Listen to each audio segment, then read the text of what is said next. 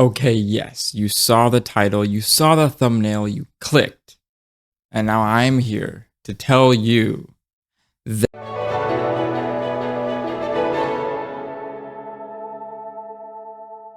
What's good, everybody, and welcome back to the archives. A couple of weeks ago, my wife and I went on a vacation, and just to take care of myself, I had taken some books along with me, ebooks downloaded on my Kindle.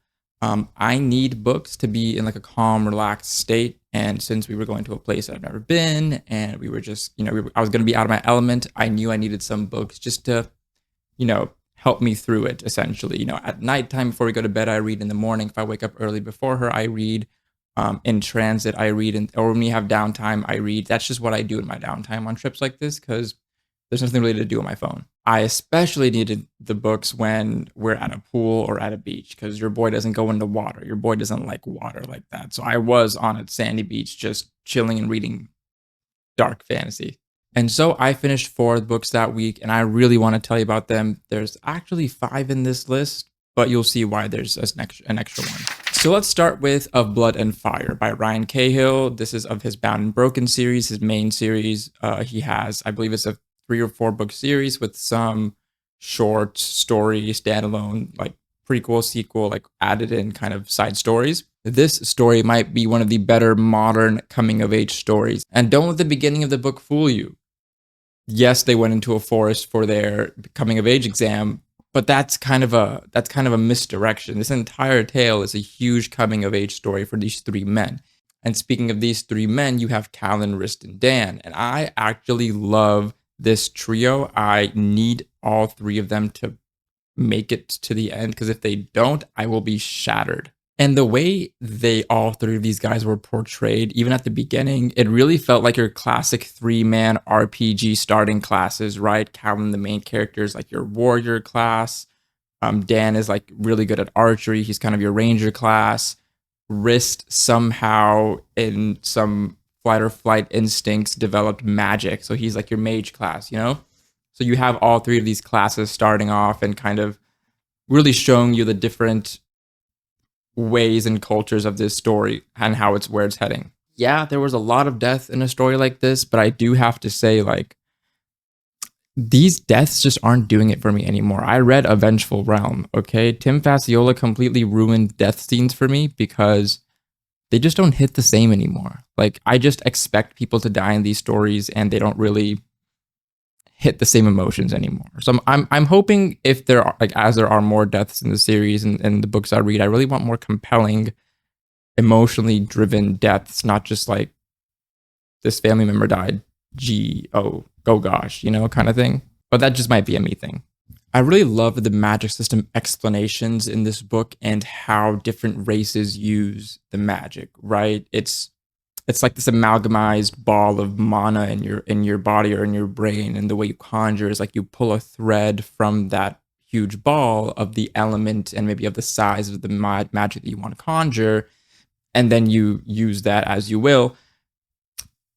But what we saw some races like conjuring like magic weapons and things like that, using those in like their combat. So it was really cool portrayal of the different ways to use magic in this world as opposed to one way only. I very much enjoyed Callan and Valeris's the dragon, by the way. Their relationship, how it grew. I really appreciated that in this book. And in quite a few of the books that I'll talk about. Like, the dragons are going from hatching stage to like adolescent adult able to fly stage very quickly in the span of 1 book. I remember last year I had read a book called was it last year? Yeah, it was last year. I read a book called Dragon Rider by Taro Mataru, and one of my main gripes was it's called Dragon Rider, but there was no riding of dragons. And I know I'm being very technical there, but I was really hoping to see, like, in that book, like the dragon growing very rapidly and us seeing like the interplay between the rider and the dragon. That's what I like to see. I like to see faster pacing in that respect. And it wasn't there in that book, but it's very much present in this one. And a side note, I got invited to the reader's Discord for this story, and they were like, you should join the Discord so we can all yell about how great this book is together. And I thought, that's very nice of you to invite me to something that you don't know if I will or won't like yet. I appreciate the invite. I didn't join because I don't know. I don't really go into Discords like that, but I appreciate you nonetheless. I will be continuing this story at some point this year. We're gonna go into one of the worst, probably the worst book that I read of this set. It's called A Thread of Shadow, I believe, and it's book one of the Keeper Chronicles by J.A. Andrews. I had hyped this book up for myself for some reason. I've talked about it before, but I actually have two copies of this entire series because I bought it at the end of 2022. Forgot that I bought it at the end of 2022 on sale and then rebought it last October in the Day of the Dragon sale. So I just have two sets of these. There's a lot of issues with this book. It was just like it was very oddly and weirdly paced. It was like slow, fast, and medium at the same time. And I didn't know what was happening at any point in time. And I also didn't care what was happening at any point in time. I didn't care about the characters. Everybody came and went. There were a lot of forced relationships or forced just things that happen in this story that I was like, this isn't entertaining me. This isn't engaging at all. I'm not really immersed in this story at all. It kind of like bumbled and stumbled, like the story bumbled and tripped over itself and stumbled over itself to get to the end is what I felt like. That's truly how I felt. It was just a weird like thing. I probably won't be continuing this series at any point in time. Darklbade Assassin by Andy Pelican and Jamie Castle. So we got to talk about this one. Andy Pelican, I was expecting something here, and it wasn't what I was expecting, but it was actually better than what I was expecting. It was fine, right? I think this entire story was cool. And by cool, I mean there were cool characters, cool dragons, cool magic, cool weapons, cool fight scenes, cool graphic fight scenes, cool darkness. Everything was just like cool. But it didn't really hit that like, oh, this is really great. This is amazing. This is like it didn't go past, oh, that's cool. That's cool. That's how I felt about the entire book.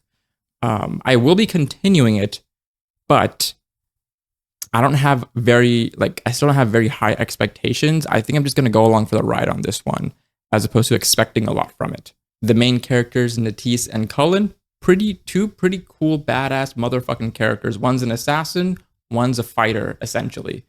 One uses daggers and shadow magic and has a dragon, and one uses her lash blade. By the way, the lash blade weapon in this story, I think, is probably the best thing about the story when it comes to like weaponry, fight scenes, magic systems, like this, like the combat support system. I think the lash blade is the coolest thing ever.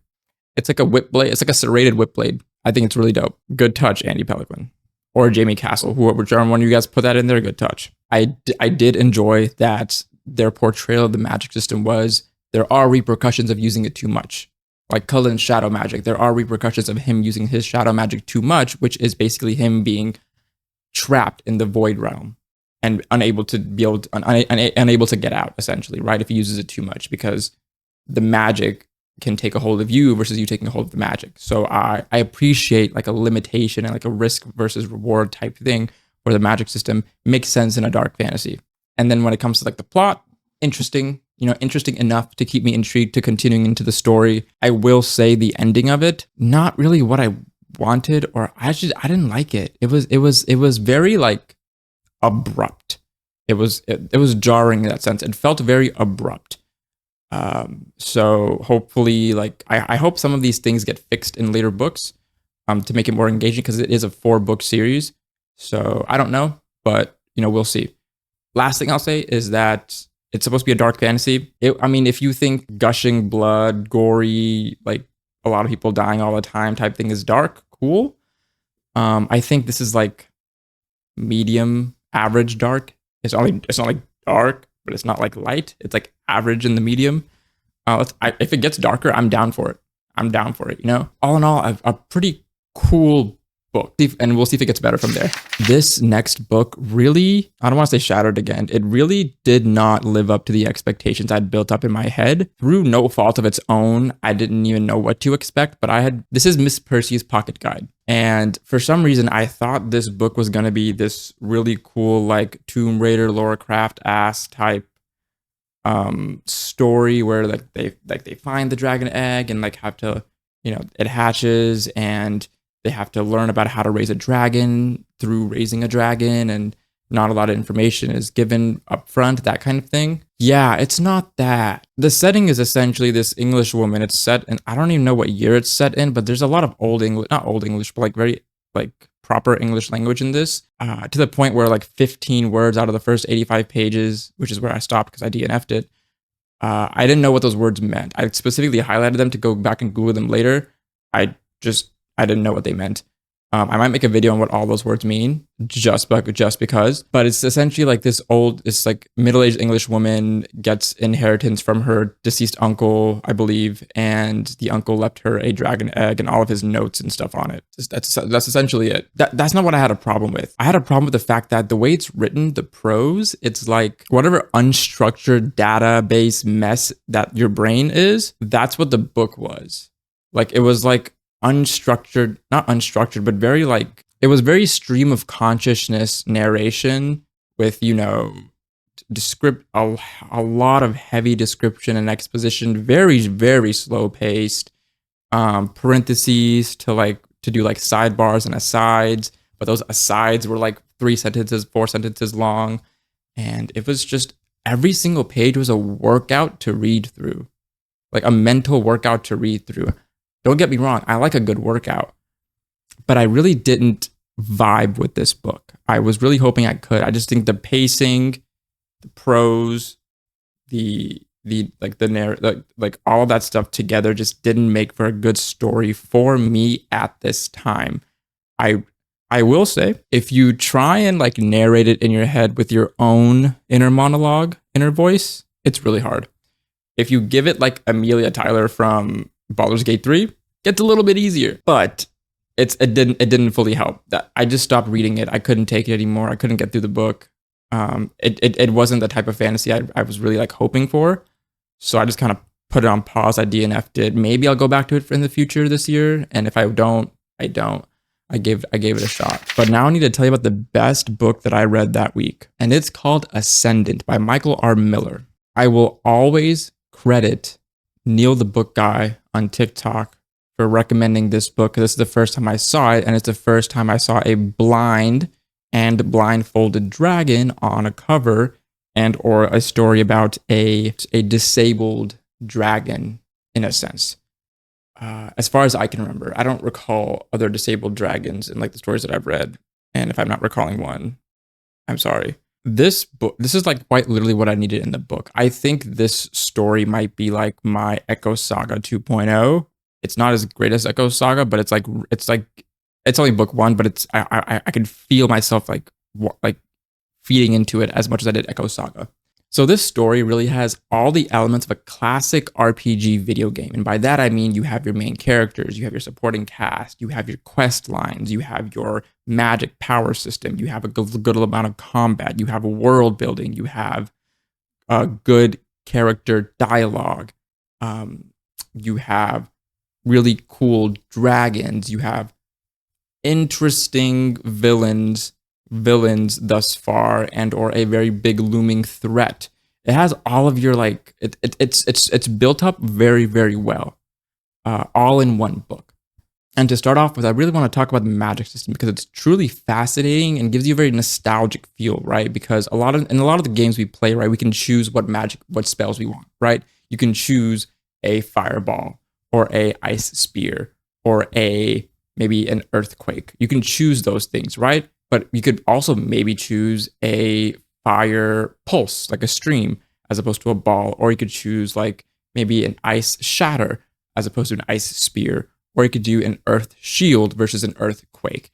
Like you have this customizable ability with the magic, right? And Michael R. Miller really gives the magic system in this world customizability.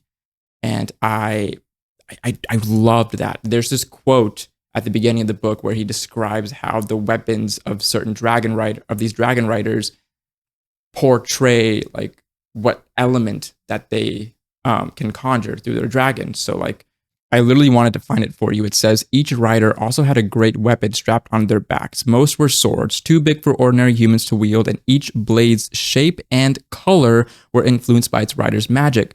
Fire Rider's swords appeared to ripple like flames. Ice Rider's blades came to sharper points. Emerald Riders had thick, broad blades, sturdy as stone. The Storm Riders had jagged blades, which spoke of lightning. And the Mystics, well, there was no end to the variety there. That imagery just fucking killed me. I think that's when I got truly like sucked into the book, because just seeing what they could do with the magic system was great. Staying on there a little bit longer. I know I know the magic system talk is dragging on a little bit, but I just wanted to explain a little bit more of the way Michael R. Miller like explains it, of when you're first starting off and you're developing your first spell. Your first spell is like whatever you need in the moment, right?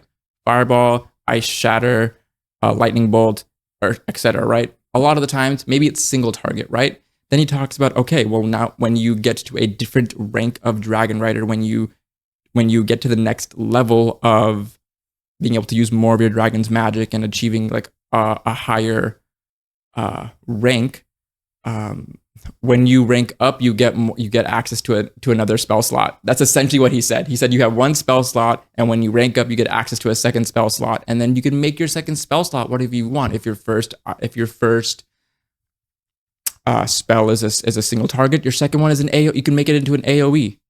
You can make it into a healing ability, a combative, things like that. It's so I could go on for literally 3,500 hours about this magic system, but I won't, because I need to keep this video down.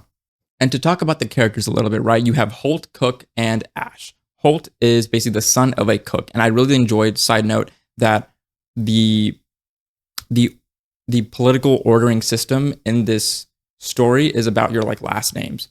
If you're a cook, your last name is Cook. So when you say, "Hey, I'm Holt Cook," they know you're a cook. That's your caste system essentially, or that's your rank in society. If you're a hunter, your last name is Hunter. If you're a butcher, your last name is Butcher. If you work at a tannery, your last name might be like Tanner. I don't know, but things like that. Really, really nice, solid touch. Unique in that sense. But you have Holt Cook, who saved Ash's dragon egg from being thrown away because the mother dragon was like, or not the mother dragon, but the imperial dragon at the time was like, shit, and then was going to cast it out. And he said, not shit, I want it. He did it, and he got Ash, a blinded dragon, the first of its kind, who can use lunar magic. That's so fucking cool, bro. I loved reading every single page in this story, and I cannot wait to continue it in March, because February is going to be a month of reading romance. So if you liked any of these books that I talked about, let me know down below. If you're going to put them on your TBR, let me know. And then lastly, as always, let me know what you're reading now, because I would love to add your books to my TBR as well. Like I have an ever expanding TBR, and I always chip away at it. And to get back to the point that you're probably here for, Arish, what does this have to do with your vacation you took? Well, I finished 4 books on a vacation. You would think, did you actually spend time with your wife? The answer is yes, we're fine. That honeymoon week was great. I might have forgotten to mention it was my honeymoon week. And you're like, you spent all your time on your honeymoon reading 4 books? And the answer is no, I read fast as fuck. And we were on boat rides like a lot, and there's nothing to do on a boat ride, and we were I didn't have anything else to talk about, so I just read books. That's from my therapist. Anyways, these are the books that I read in that week. I've read 7 books in January, but I've already talked about the other 2, Onyx Storm and Ghost of Rania, in other videos. So these are the last 5 books that I read in January. 7 books is a really great start to my reading challenge this year. But as always, welcome to the archives. If you're new here, leave a like, subscribe, comment down below, whatever you want. If you're not new here, do everything and then stay subscribed. And as always, share this with somebody who you think might enjoy the video. You know, who knows? That being said, I will talk to you guys next time. Peace.